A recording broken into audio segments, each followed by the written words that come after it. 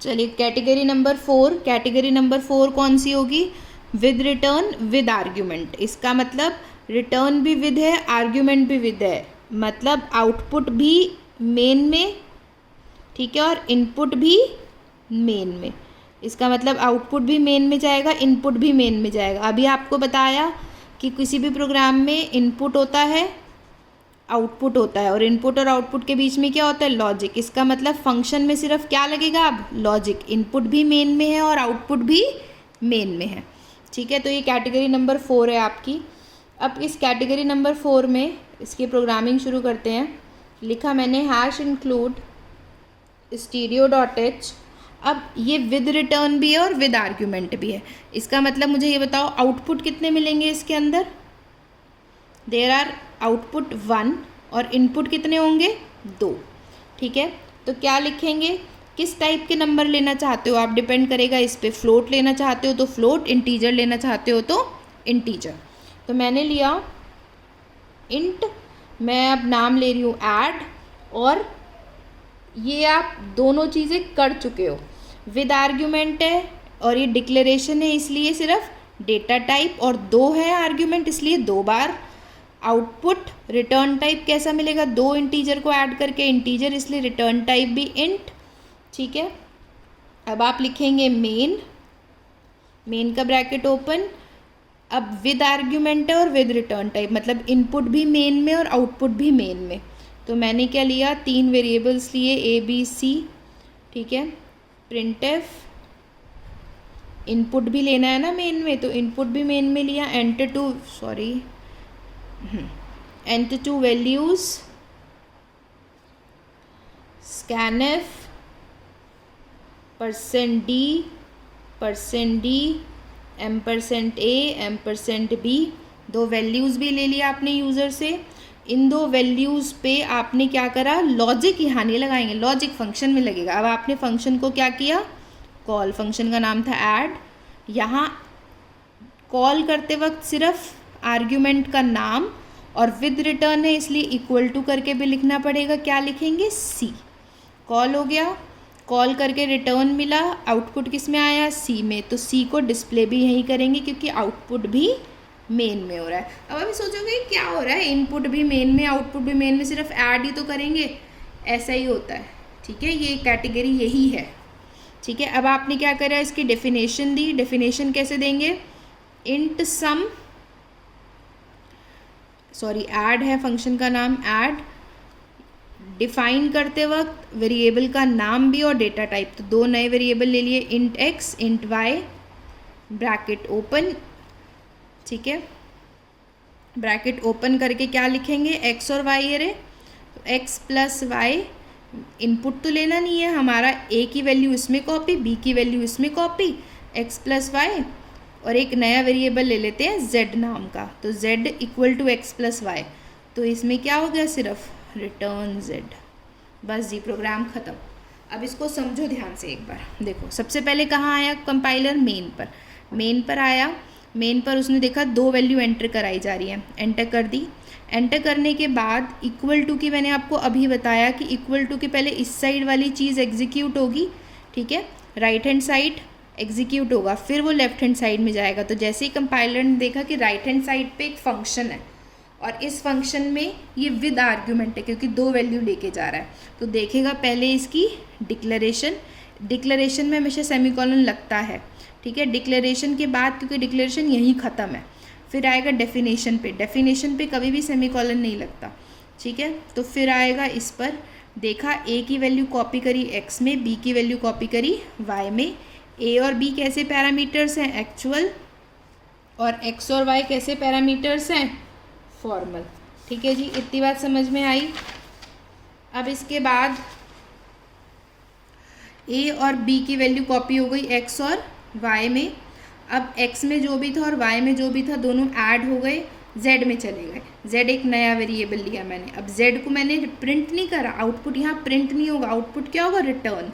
तो जो भी चीज़ मैंने रिटर्न करी वो अब जब इक्वल टू वाली चीज़, इक्वल टू के राइट हैंड साइड वाली चीज़ पूरी एग्जीक्यूट हो गई, और एग्जीक्यूट होके क्या मिला? Z return. तो जो भी जेड की वैल्यू होगी वो किस में चली जाएगी? सी में, और सी को प्रिंट कर दिया। तो मतलब इनपुट भी मेन में, आउटपुट भी मेन में, सिर्फ लॉजिक लगा फंक्शन के अंदर।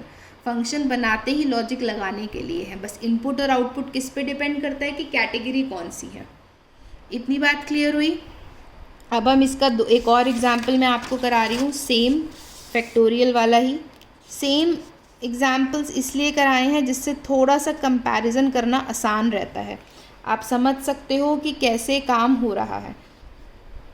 Right a program to find factorial using function category 4। ठीक है जी, 4th कैटेगरी से आपको फाइंड आउट करना है। ठीक, अब कैटेगरी नंबर 4 है हैश इंक्लूड stereo.h। ये तो लगाना ही लगाना है। कैटेगरी 4 है, इसका मतलब विद है दोनों चीज़ें, ठीक है ना, विद आर्ग्यूमेंट है और विद रिटर्न है। एक नंबर का फैक्टोरियल एक नंबर आएगा, ठीक है। अब एक नंबर का फैक्टोरियल जब एक नंबर आएगा तो आपने क्या किया, इंट फंक्शन का नाम लिया फैक्ट, ब्रैकेट में भी क्या आया, इंट। एक ही इनपुट है और एक ही आउटपुट, ठीक है। आउटपुट तो हमेशा एक ही होगा, इनपुट एक से ज़्यादा भी हो सकते हैं। अगर मान लो 3 इनपुट होते तो 3 कॉमा 2 कॉमा और लगा देते, 2 थे तो 1 कॉमा लगाया था, 4 होंगे तो 3 कॉमा लगा के लिख देंगे। तो एक इनपुट एक आउटपुट लिखा। अब इसका मतलब क्या हो गया कि विद आर्ग्यूमेंट विद रिटर्न, ये तो हो गई डिक्लेरेशन। डिक्लेरेशन के बाद आता है मेन लिखा, इनपुट भी यहीं पर है, आउटपुट भी यहीं पर है, तो यूज़र से एक नंबर लेंगे n और आउटपुट के लिए ले लिया एक नया वेरिएबल f। यूज़र से कहा नंबर डालो, प्रिंट एंटर n, स्कैन किया,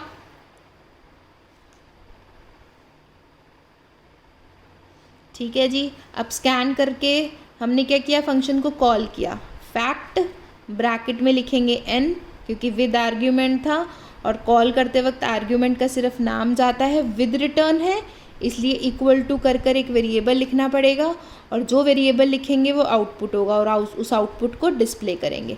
क्योंकि विद रिटर्न है तो आउटपुट भी कहाँ डिस्प्ले होगा, मेन में। इतनी बात समझ में आई। अब इसके बाद हम देते हैं इसका डेफिनेशन। डेफिनेशन में एक वेरिएबल का नाम लिखना पड़ेगा, इस n की वैल्यू किस में कॉपी हो जाएगी, x में।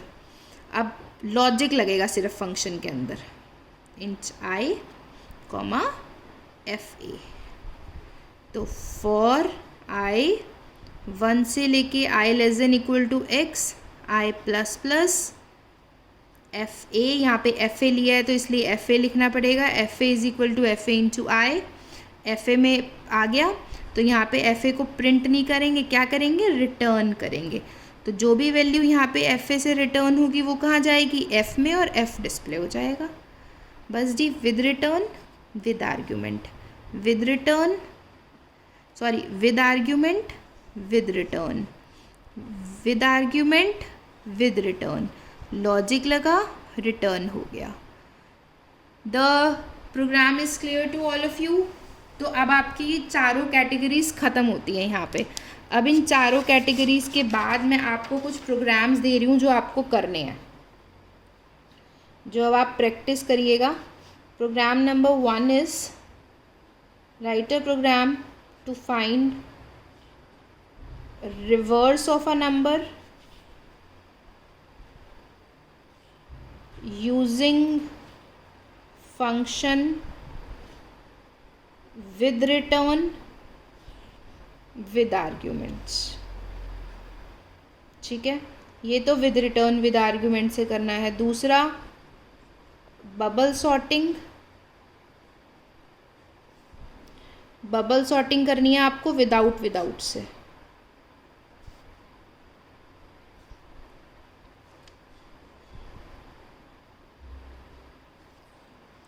तीसरा प्राइम नंबर, मतलब to prime number for 1 variable, मतलब एक फॉर 1 नंबर, एक नंबर को चेक करने के लिए कि वो प्राइम है या नहीं, उसका प्रोग्राम लिखना है विद आर्ग्यूमेंट विदाउट रिटर्न। चौथी कैटेगरी कौन सी बची? विद आर्ग्यूमेंट हो गया, with return. Write a program to find the क्या करवाएं? To find the sum of array elements, sum of array elements without argument with return। अगर इस क्वेश्चन की बात करें फोर्थ वाले की, तो रिटर्न क्या होगा? सम। ठीक है, तो इनपुट तो एरे तो इनपुट वहीं कराओगे। प्राइम नंबर में विद आर्ग्यूमेंट करना है, मतलब वो नंबर एंटर कराना है, रिटर्न कुछ नहीं कराना। बबल सॉर्टिंग विदाउट सबसे इजी है, सबसे इजी विदाउट पूरा लॉजिक फंक्शन में लिखना है, मेन में सिर्फ कॉलिंग होगी। और एक ये चौथा question reverse of a number using function, एक नंबर इनपुट कराएंगे और एक रिवर्स उसका आउटपुट हो जाएगा। तो ये 4 क्वेश्चन आप प्रैक्टिस करिएगा। ठीक है, ये आपकी चारों कैटेगरीज कंप्लीट हो गई हैं। कल हम शुरू करेंगे दूसरा टॉपिक, मतलब फंक्शन से रिलेटेड ही दूसरा टॉपिक। Thank you.